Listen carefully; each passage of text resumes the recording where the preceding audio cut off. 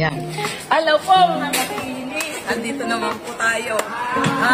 Nandito po lahat ng tawa ng ano. Erok Santos. Ngayon po, bibiyahe ito ng Davao. Kasi nga po, kukunti lang ngayon ng mga palakad. Kaya nga po, kaya pinakikita namin sa inyo. Ito po lahat. Yan. Ito lang po ang pakiyaw namin. Kukunti lang. Yan. Dadalhin po ito na lawag. Dito po tayo. Ito yung bangus nila, oh. Lagyan mo na ng yelo. Lalagyan pa ng asin. Lagyan mo ng yelo. Yan. Yeluhan mo ng yeluhan. Yan. Ayan. Nakikita nyo? Dito kailangan yeluhan mo. Alam nyo kung ilang kilo naman yan? Kasi 50 kilo ang isang laman ng isang bako na yan. Kaya huwag ka dating doon. Ang gastos karami-rami. Tapos lang. Kaya nga po. Tara, nandito na po yung lahat. Eto po,